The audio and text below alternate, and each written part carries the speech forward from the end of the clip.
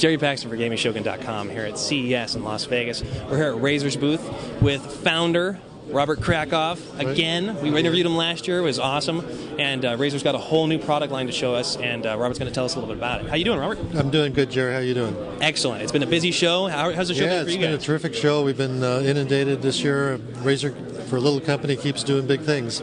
I don't know if I'd call it a little company anymore. You guys have gotten gigantic. Yeah, we've grown fast and furious, and we've got two new really conceptual products for us. We don't have any of our typical Razer hardcore PC products to show this time. We're working on some. We've got many to come.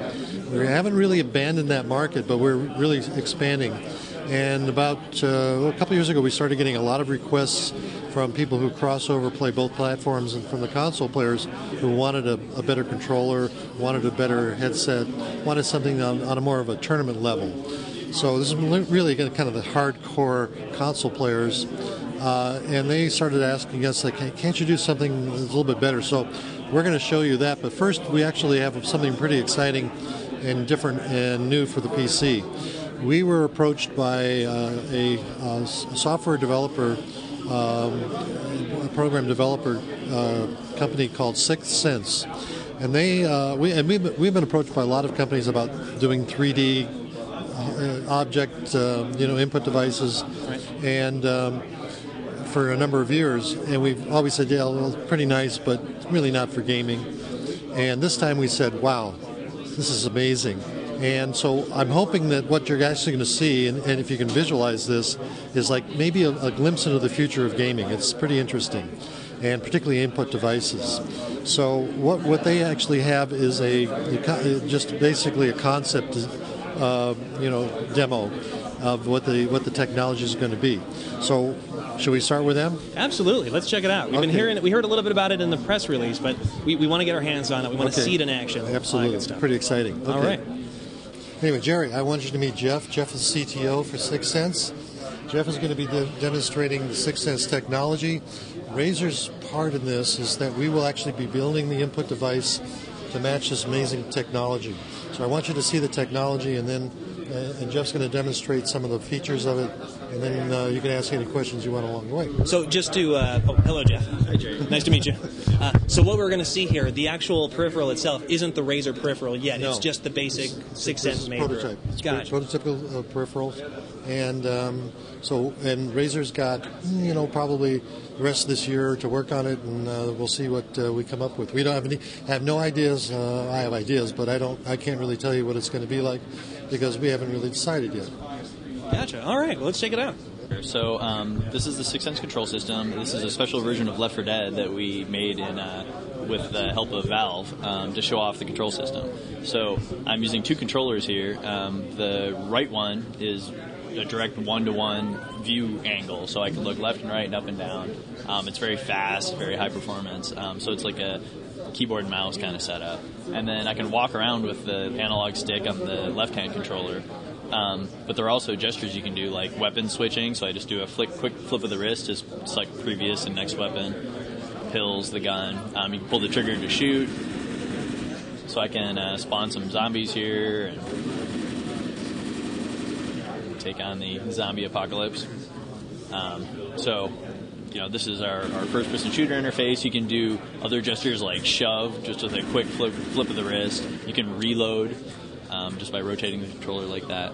They're all very precise, specific angle measurements for when the gestures occur. So they're it's not just like a accelerometer twitch. It's actually like a measured angle. So you can set all the sensitivities in the control panel, so it can be just very quick and efficient.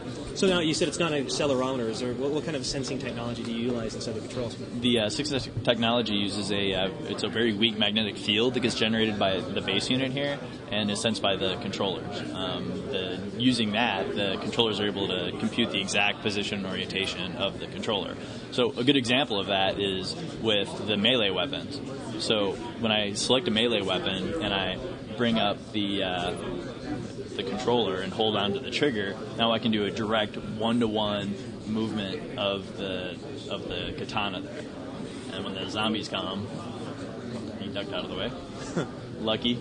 So then, when they come, you can just swing and slash and just hack right at them. Nice. And that's the that exact one-to-one position tracking. So it knows very cool. exactly where it is, X, Y, and Z, as well as the depth and the full orientation as well.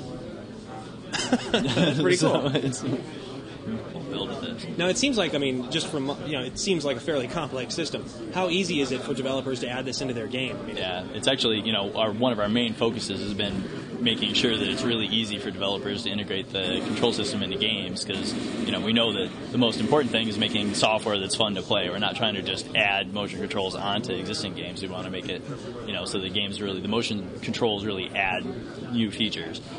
So this whole first-person shooter interface has been developed in a way that our SDK includes a module that you can just bring into an existing first-person shooter and in a matter of hours get this exact control interface in a first-person shooter. Now, above and beyond that, they can go deeper into the SDK and add stuff like the custom melee weapons or whatever specific feature that they want to add for their game. One thing that always struck me using the Wiimote for aiming a weapon in the game is that you have to interface with that infrared sensor bar there on your monitor, and it's never quite precise enough. Right. This looks like it's much more precise than that. Yeah. You don't have to aim this at your TV. You can hold this behind your back or anything like that. Right. Is that correct? Exactly. So that's another real benefit of the magnetic technology is that you can move the sword around, but there's no line of sight required, so you can hide it. It doesn't have to. It can get obscured by your hands, or if you have a vase on your coffee table or something like that, you don't have to worry about maintaining that line of sight. So that's a real benefit as well, especially when you're doing things with two hands. Sometimes one hand goes behind the other, and in this case, it doesn't blank out like the Wii. Sometimes you just. Now, have you guys been in talks with any other game developers to possibly utilize this technology, or right now is Valve your only focus? There are a lot of developers that have dev kits now. The dev kits are out in the field. This is a version of the current 6th Sense dev kit.